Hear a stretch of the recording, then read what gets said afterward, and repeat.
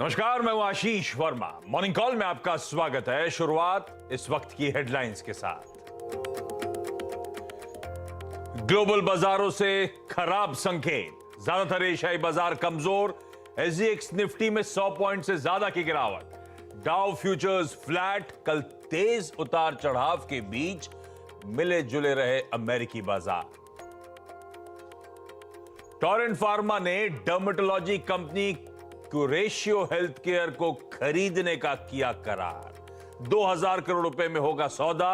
FY22 के sales के 8 गुना से ज्यादा के वैल्यूएशंस पर हो रही है डील। आज से शुरू हो रही है आरबीआई मॉनेटरी पॉलिसी कमेटी की 3 दिनों की बैठक। शुक्रवार को होगी क्रेडिट पॉलिसी का ऐलान। ब्याज दरों में ½ % तक की बढ़ोतरी संभव। पीएम मोदी की आज सभी मंत्रियों के साथ बैठक। महंगाई और इकोनॉमी पर करेंगे चर्चा। कैबिनेट CCEA की बैठक पर भी रहेगी आज सबकी नजर।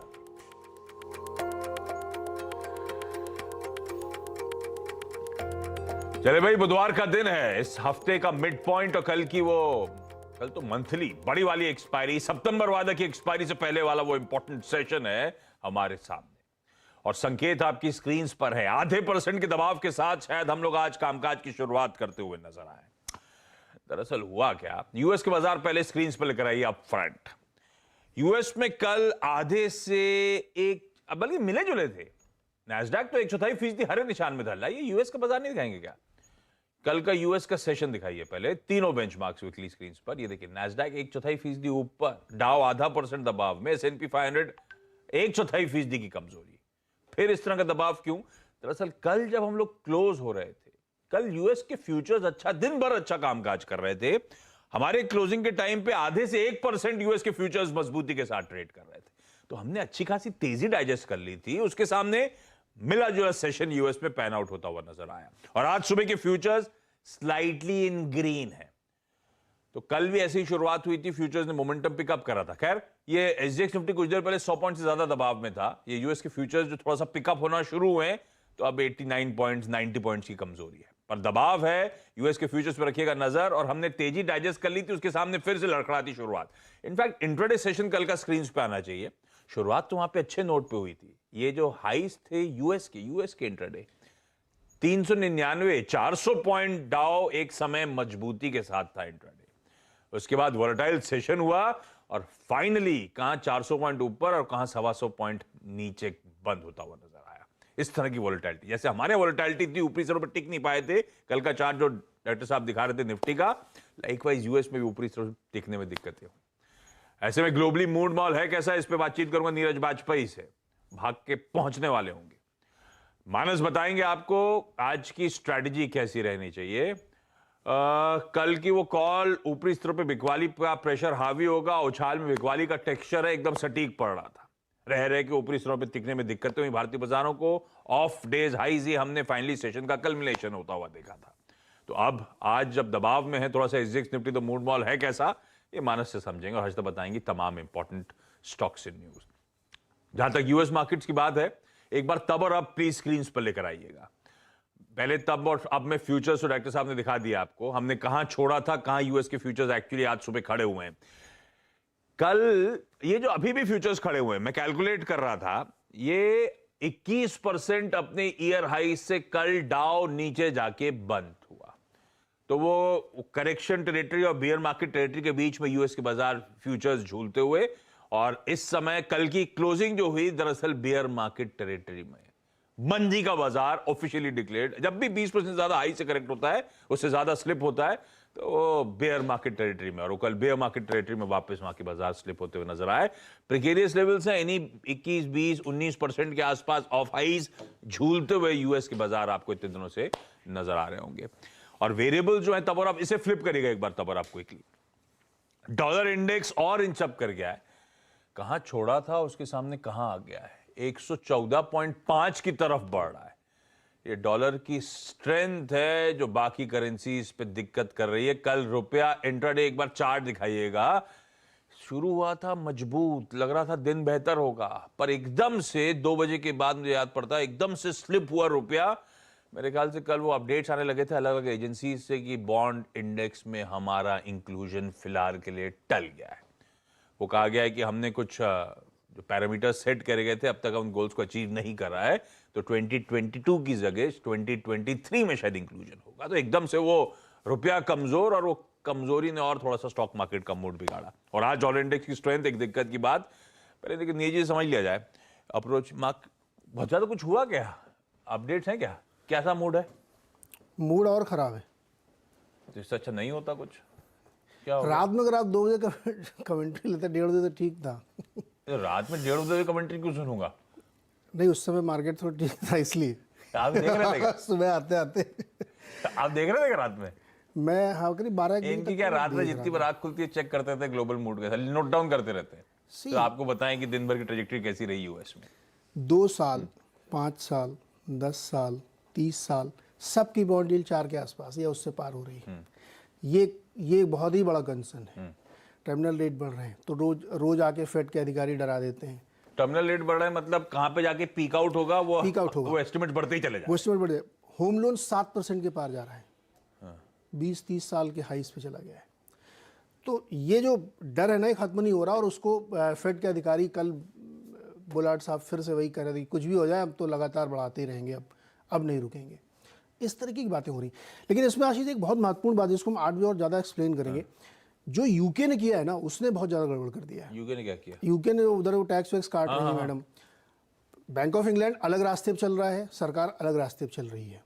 वो कह रहे हैं हम टैक्स कट करें जिससे हमारी इकोनॉमी सुधर जाए, बूस्ट हो जाए, लोगों को काम मिले, बहुत ज़्यादा महंगाई है, और वो टाइटनिंग कर रहे हैं। अब आप समझिए S&P की 30% कंपनीज के रेवेन्यूज़ बाहर से आते हैं, तो गिरेंगे वो स्टॉक वाले, क्योंकि उनके रेवेन्यूज़ पे फर्क आ रहा है। तो यूएस में अब वो सारे असर पड़ने शुरू हो गए जो अब तक वो बचे हुए थे, और डॉलर और लगातार मजबूत होता जा रहा है। तो डॉलर की मजबूती का भी असर पड़ रहा है, बाहर से चूंकि रेवेन्यूज़ कम हो रहे, करेंसी बहुत वीक हो गई वहाँ पे, उसका असर पड़ रहा है। तो इस वजह से दिक्कत है। तो इसीलिए कल मार्केट झूल रहा था बीच में, एक समय 200-250 पॉइंट ऊपर था। उसके बाद जैसे ही बुलार्ड साहब ने बोलना शुरू किया, सेंट लुई वाले 300 पॉइंट नीचे दे दिया, तो आप डाउ में 500 पॉइंट की फॉल देखिए। फिर यूके में वैसी ही स्थिति बन रही, करेंसी बिल्कुल लोस पे जा रही है, तो उसका भी असर देखने को मिला। तो ये तो मार्केट की तस्वीर थी, वहाँ पे सारे इंडाइसेस में यही लगभग स्थिति है। 1-2 घटनाएं और जिनका जिक्र करना चाहिए। पता नहीं किसी ने नॉर्थ स्ट्रीम की 2 पाइपलाइन में पानी के नीचे बम फोड़ दिया है, ऐसा यूरोप और यूएस कहते हैं। अरे नहीं, जांच में सही पाया गया। स्वीडन ने जांच की है तो उसमें पता लगा कि विस्फोट हुए हैं। पानी के अंदर फोड़ा? पानी के अंदर हमारा रस्सी बम तो जलता नहीं पानी में। क्या बात कर रहे हो, पानी के अंदर बम फूटते हैं भाई। हमारा रस्सी बम लेकिन जलता नहीं है। रस्सी बम याद है आपको? आप अच्छा वाला बम खरीदो। तो इनका कहना है कि नीचे किसी ने सैबोटाज किया है, तो उससे बबल बन रहे हैं और गैस में दिक्कत हो। तो अब रशिया कह रहे हम तो बंद कर देंगे सब कुछ, ऐसे थोड़ी चलेगा। दोगे नहीं, आपने तो सैंक्शन लगा रखे हैं। हाँ नहीं, अभी जो चल रही है नॉर्थ स्ट्रीम 1 में बहुत कम कैपेसिटी, उसको बंद कर देंगे। तो ये एक बड़ा कंसर्न है, इसलिए गैस प्राइसेस कल फिर से ऊपर गए और ये झगड़ा बढ़ रहा है। तीसरी घटना ये है जिसको रखना चाहिए कि वो अब 29 तारीख बिल्कुल करीब आ रहा है, तो रेफरेंडम करके वो अपने में एनेक्स करेंगे सारे उस इलाके को। वो कल लास्ट वोटिंग हुई, इन पर्सन वोटिंग भी खत्म हो गई, अब तो अब बस रिजल्ट आना बचा रह गया है। रिजल्ट आना, और उसमें कहा जा रहा है पुतिन साहब जॉइंट पार्लियामेंट को 30 तारीख को एड्रेस करने जा रहे हैं। इंग्लैंड का ये मानना है कि उसमें ये लोग ऑफिशियली अनाउंस कर देंगे रेफरेंडम का आंसर, और उसको अपने में ले लेंगे, अपनी अंदर दीवार खींच के बाउंड्री खिसका के उसको अंदर ले लेंगे। और एक और चीज़ है जो आगे हम लोग और डिस्कस करेंगे। वर्ल्ड बैंक ने चाइना की जीडीपी का अनुमान बुरी तरीके से काट के 2.8% कर दिया है। अभी अप्रैल में 4-5% कह रहे थे, वो अभी घटा के एकदम 3 से नीचे है। कोविड के चलते जीरो कोविड पॉलिसी से भयानक नुकसान हो रहा है। शी जिनपिंग साहब भी तो इसी चक्कर में 10 दिन बंद रहे। शी जिनपिंग में वैसे सामने आ गए, नजर आ गए, कल आए ना। हाँ कल आए, उस पर बात करेंगे। ये 8 बजे वाली चीजें हैं, लेकिन दिख गए। उन्होंने बताया कि देखो 7 दिन तुम्हारा इंस्टीट्यूशनल क्वारंटाइन का रूल है, जो विदेश से आएगा 7 दिन रहेगा। बता देते मैं ठीक हूँ, ऐसा कुछ नहीं हुआ है जब रूमर फैल और 3 दिन और लोकल रूल है, तो 10 दिन हो गए। 16 को गए तो 16, 10, 26, कल निकल आए वो 27 को। ये सब कहानी है, लेकिन मार्केट अच्छा नहीं। ये चाइना की जीडीपी फिर आगे आते हैं, ठीक है। तो ये सब हो गया, दिक्कतें, मार्केट अच्छा नहीं है वो, और कल यूएस भी नहीं टिका था, हम भी नहीं टिक पा रहे थे, और आज तो खैर अच्छे खासे दबाव के साथ वापस 100 इनकी कमेंट्री ठीक हो रहा था, बजाय फिर कमेंट्री दी थी इन्होंने, आधे वाला 2/3 गिर गया एसजीएक्स निफ्टी। वही मानस, क्या करना है? कल का वो टेक्सचर तो वेल डिफाइंड था, आपने कहा था उछाल में बिकवाली रही, दिन भर ऊपरी सर सस्टेन नहीं हुए, थका। और ये तब हो रहा था जब यूएस के फ्यूचर्स हर पासिंग मिनट के साथ और तेजी तूल पकड़ रही थी उनकी, तो बाजार ठंडा पड़ रहा था, तो बाजार कम कर रहा था प्रेशर में।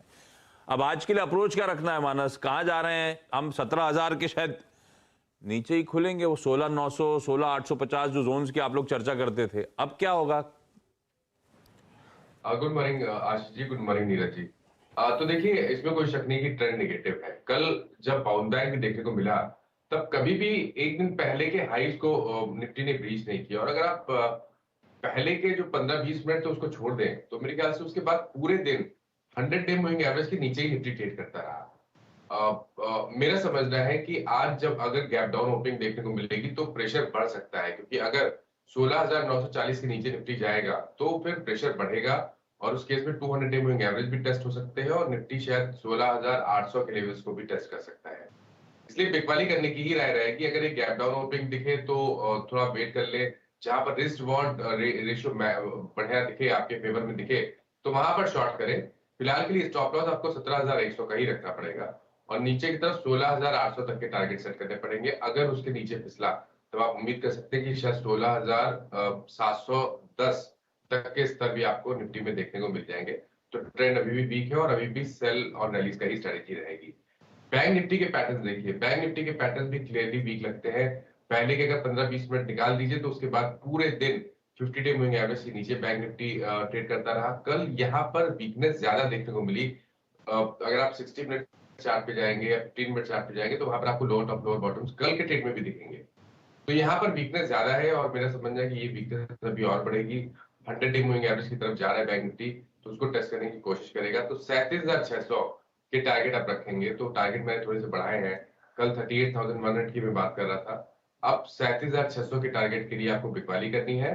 38,700 का आपको स्टॉप लॉस लगाना है बैंक निफ्टी में।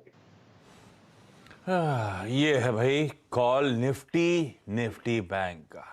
जो अब बिकवाली में इवेंचुअल टारगेट्स हैं वो नोट डाउन करते चलिएगा। मैं लौट रहा हूं मानस के पास एक बढ़िया ट्रेडिंग आइडिया, एक या दो बढ़िया ट्रेडिंग आइडियाज के लिए, लेकिन पहले हर्षदा के पास। Harshada, good morning. आज के स्टॉक्स से न्यूज़। मॉर्निंग आशीष। टोरेंट फार्मा के साथ शुरुआत करेंगे, जहां पर कंपनी ने दरअसल क्यूरेशियो जो एक डर्मेटोलॉजी ब्रांड है उसके एक्विजिशन के डिटेल सामने रखे हैं। यहां पर दरअसल 2,000 करोड़ का ये होगा। 115 करोड़ कैश इक्विवेलेंट्स अपफ्रंट दिए जाएंगे और बेसिकली ये जो एंटरप्राइज वैल्यू इस पर्टिकुलर डील की या फिर इस कंपनी की वो 1885 करोड़ आकी जा रही है। अच्छा, इससे फायदा क्या होगा ये समझना ज्यादा जरूरी है। तो डर्मेटोलॉजी में एक बहुत ही वेल नोन प्रोमिनेंट अच्छे खासे मार्केट शेयर वाला ब्रांड क्यूरेशियो है या कंपनी है। तो इससे जो इस सेगमेंट में ग्रोथ जल्दी मिलती हुई दिखाई देगी टोरेंट फार्मा को।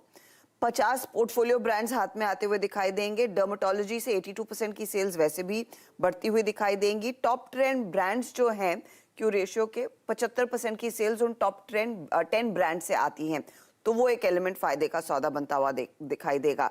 अच्छा, अब कंपनी ये कह रही है कि 275 करोड़ के ऊपर का दरअसल जो सेल्स है वो FY23 में क्रॉस करता हुआ दिखाई देगा क्यूरेशियो, तो उसका भी एक फायदा कंपनी के हाथ में आता हुआ दिखाई देगा। तो ईदर वेज एक सिचुएशन जो स्टॉक को थोड़ा सा फिलिप दे सकती है, लेकिन देखते हैं ये मार्केट इनफैक्ट इस ईवी को और जिस तरह का पैसा दिया है उसको कैसे देखता है, तो उस पर भी नजरें होंगी आज।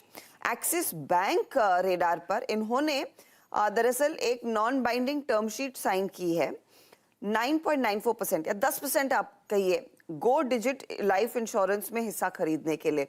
अब ये सौदा करीब 50 से 70 करोड़ के बीच हो सकता है। याद रखिएगा, गो डिजिट दरअसल प्रेम वत्सा की फेयरफैक्स बैक्ड कंपनी है।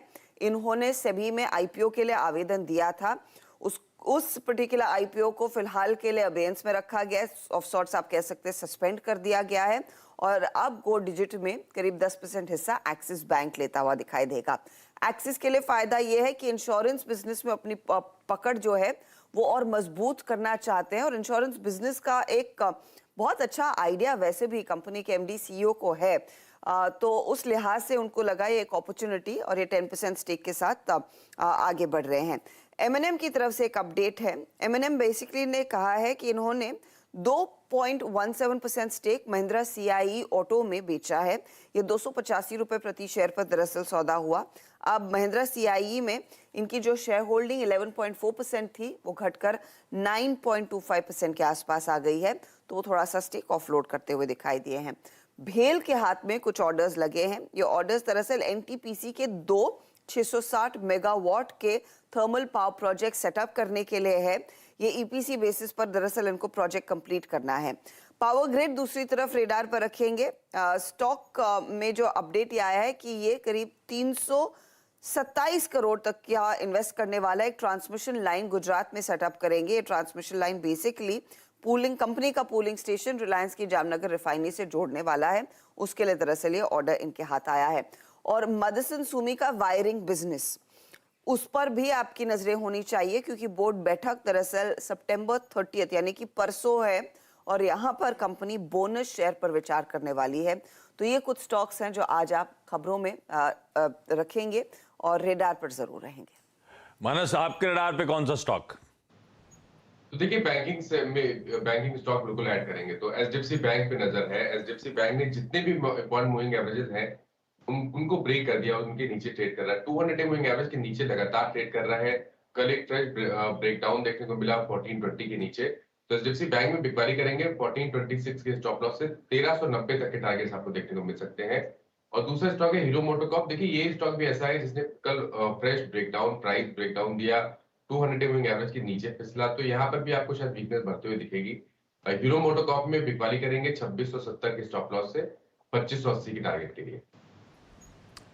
दोनों सेल कॉल्स आते हुए एचडीएफसी बैंक, हीरो मोटोकॉर्प, और कल दिन भर सुबह 7 बजे से लेकर आखिरी के शो तक मानस ने बैंक्स बेचे, रिकमेंड किए, और बैंक निफ्टी बड़ी अंडर परफॉर्मिंग पॉकेट कल की थी। कल जब निफ्टी फ्लैट बंद हुआ, निफ्टी बैंक 2/3% का दबाव था। वो तमाम कॉन्स्टिट्यूएंट्स वाकई अच्छा खासा प्रेशर झेलते हुए नजर आए थे। आज भी रखिए एचडीएफसी बैंक, हीरो मोटोकॉर्प को एक सेल साइड के आइडियाज के तौर पे। मानस, थैंक यू सो मच। मानस अब पैनल में जोड़ेंगे 8 बजे, तो और डिटेल में चर्चा होगी। क्विकली छोटा सा ब्रेक ले रहा हूं, ब्रेक के उस पार आज का इवेंट्स कैलेंडर।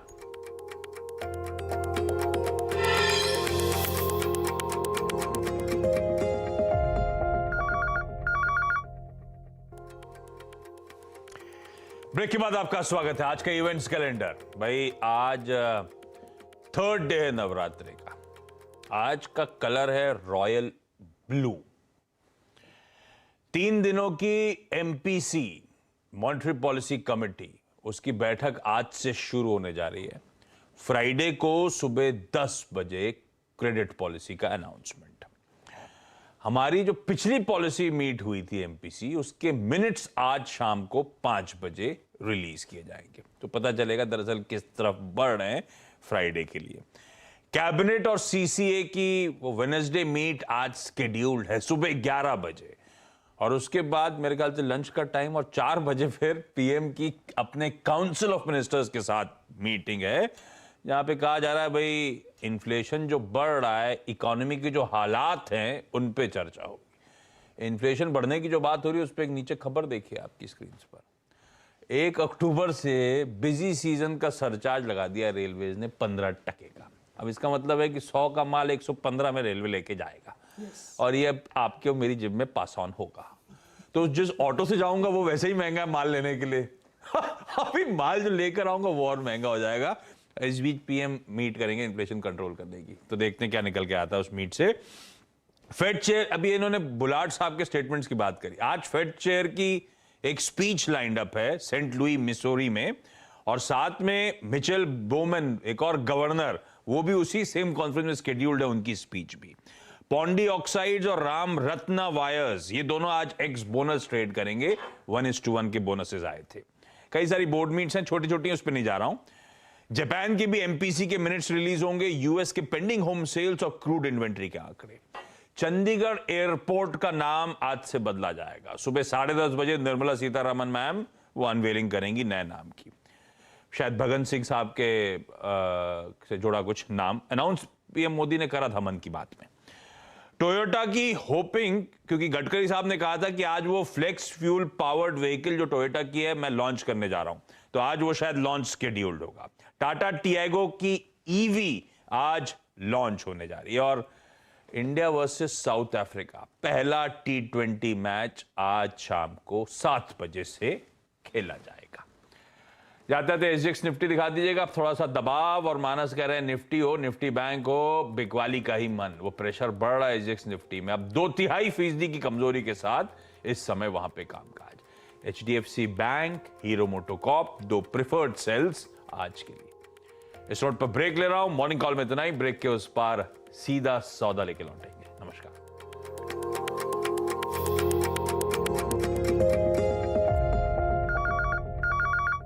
कल आज और कल में